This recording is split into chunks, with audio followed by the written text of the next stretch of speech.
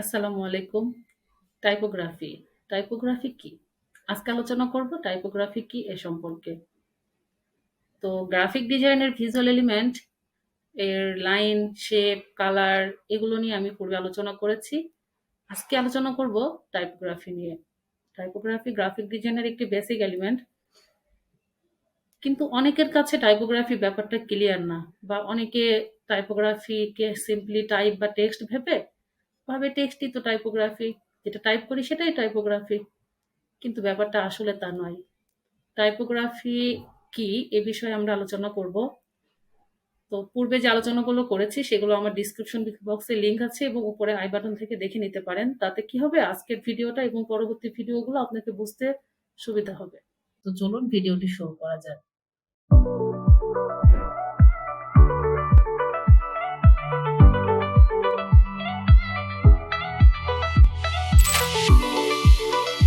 Actually একটি ডিজাইনকে সুন্দর করতে এবং একটি ডিজাইনের সঠিক অর্থ বোঝাতে টাইপোগ্রাফি অনেক বড় ভূমিকা পালন করে। দেখুন, আমরা একটু যদি চিন্তা করি যে আমাদের যে মৌলিক চাহিদাগুলোকে আমরা যদি চিন্তা করি যে আমাদের মৌলিক চাহিদাগুলো কি, কি? খাদ্য, বস্ত্র, বাসস্থান, শিক্ষা, চিকিৎসা ইত্যাদি। তো আচ্ছা, আমরা কি খাবার ছাড়া বাঁচতে পারবো? না, বাঁচতে পারবো না।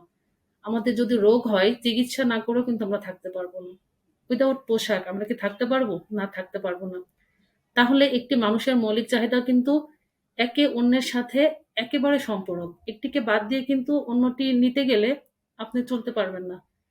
তো এই উদাহরণটি এই কারণে দিলাম যে আমি পূর্বের আলোচনাতে বলে এসেছি একটি লাইনে একটি ডিজাইনের জন্য লাইন জরুরি। হ্যাঁ, লাইন জরুরি।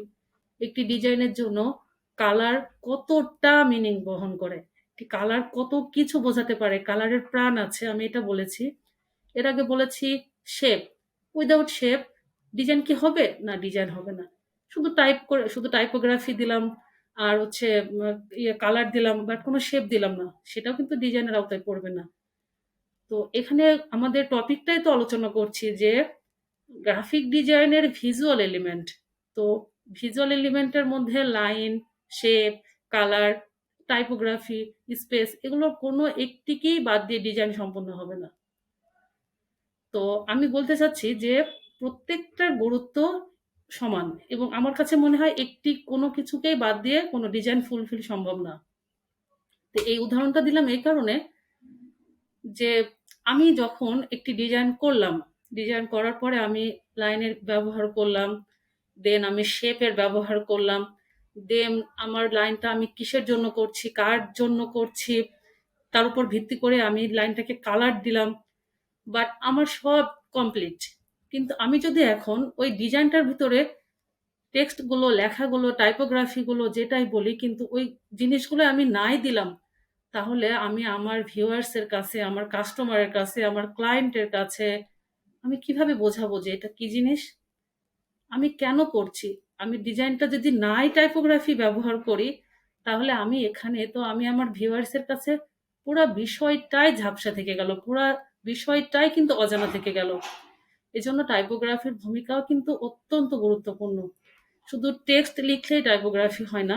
টাইপোগ্রাফি দিয়েও অর্থ বোঝানো সম্ভব এবং টাইপোগ্রাফিরও অর্থ আছে। তো আজকে সে বিষয়ে আলোচনা করব। তো টাইপোগ্রাফিকে মূলত ৩ টি ভাগে ভাগ করা যায়।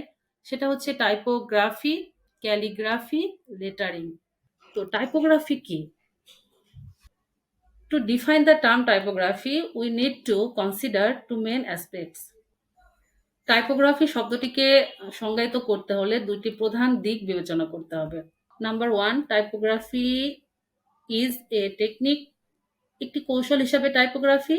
এবং number 2, typography is an art, একটি শিল্প হিসাবে typography. Typography as a technique. Typography as a technique means একটি কৌশল হিসাবে টাইপোগ্রাফি ব্যবহার।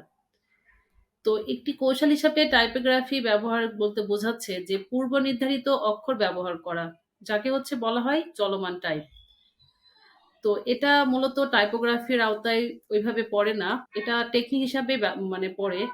এটা পাঠ্য এবং অন্যান্য ভিজুয়াল উপাদান প্রদর্শনের জন্য তাদের ব্যবস্থা করা হয়।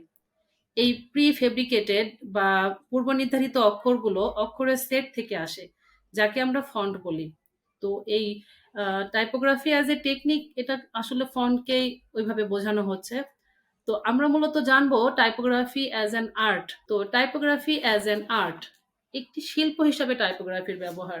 টাইপোগ্রাফি হচ্ছে একটি আর্ট, যেটা দ্বারা টাইপ সেট করা হয়, অর্গানাইজ করা হয় এবং বিভিন্ন টেকনিক ফলো করে অ্যারেঞ্জ করা হয়, অথবা বলতে পারি কোনো টাইপকে এডিট করে ডিজাইন করা হয়। এটাই হচ্ছে মূলত টাইপোগ্রাফি।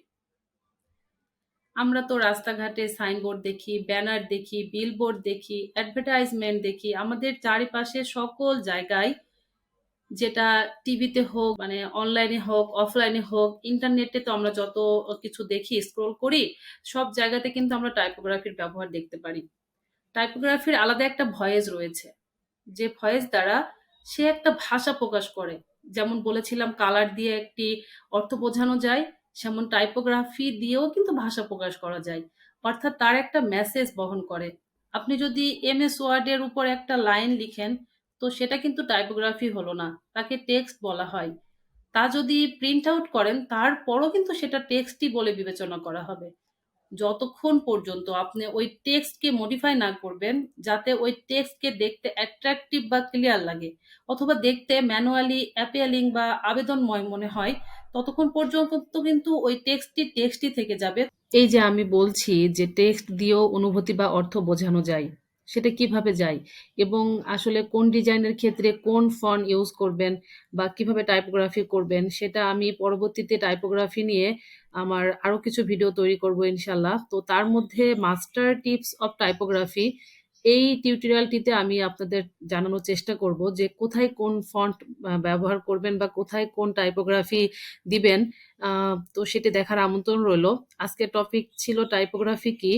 তো আজকে শুধু টাইপোগ্রাফি কি এই বিষয়টি নিয়ে আমি আলোচনা করছি। আচ্ছা, একটু চিন্তা করুন তো, একটা ডিজাইন বা অ্যাডভার্টাইজমেন্ট কোনো রকম টাইপোগ্রাফি ছাড়া আসলে কিছুই কিন্তু বোঝা যাবে না অ্যাকচুয়ালি এটা কি, তাই না? কিন্তু যখনই টাইপোগ্রাফি দেওয়া হলো, তখনই কিন্তু আমরা বুঝতে পারছি বা এটা জানতে পারছি যে আসলে ডিজাইনটি কি মিনিং করছে, বা এটা আসলে কোন ব্র্যান্ডের বা কোন কোম্পানির। তো উদাহরণটি দেখতে পাচ্ছেন, এটি আমার করা একটি ডিজাইন। তো এখানে দেখেন, আমি শুধুমাত্র যদি টাইপোগ্রাফি বাদ দিয়ে দিই, তাহলে কিন্তু আসলে আমরা জানতেই পারছি না যে এটা কিসের প্যাকেট বা কিসের ডিজাইন। তো শুধুমাত্র টাইপোগ্রাফিটা যখনই আবার যোগ করে দিচ্ছি, তখনই কিন্তু আমি ফুল অর্থটা বুঝতে পারছি যে এটা একটা চিপসের প্যাকেটের জন্য বা এটা কোন কোম্পানির। যদিও এটা আমি ডেমো হিসাবে প্র্যাকটিস পারপাসে বানিয়েছিলাম, এটা অরিজিনালি কোনো ব্র্যান্ডের না। বাট আমি বোঝাতে চাচ্ছি যে এখানে টাইপোগ্রাফিটা কতটা ইম্পর্টেন্ট। টাইপোগ্রাফি বাদ দিয়ে এবং টাইপোগ্রাফি দিয়ে, টাইপোগ্রাফি বাদ দিলে সেটা কোনো ডিজাইনের আওতায়ই পড়ছে না। আর টাইপোগ্রাফি যোগ করার সঙ্গে সঙ্গে ডিজাইনটার একটা অর্থ চলে আসছে। অর্থাৎ আমরা বুঝলাম টাইপোগ্রাফি একটা সামগ্রিক বস্তু।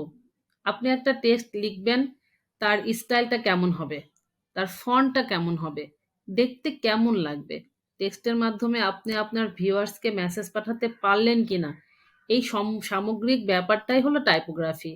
আচ্ছা, আমি কিন্তু ফার্স্টে বলেছিলাম যে টাইপোগ্রাফি ৩ ধরনের হয়। টাইপোগ্রাফি, ক্যালিগ্রাফি এবং লেটারিং।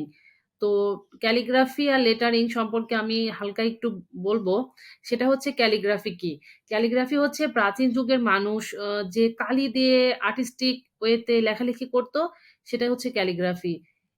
তো এখনো কিন্তু ক্যালিগ্রাফি অনেকে ব্যবহার করে, এবং ক্যালিগ্রাফি এক্সপার্ট অনেকে আর্টিস্ট আছেন, এবং এনাদের চাহিদা বা কাজের সম্মানও যথেষ্ট রয়েছে।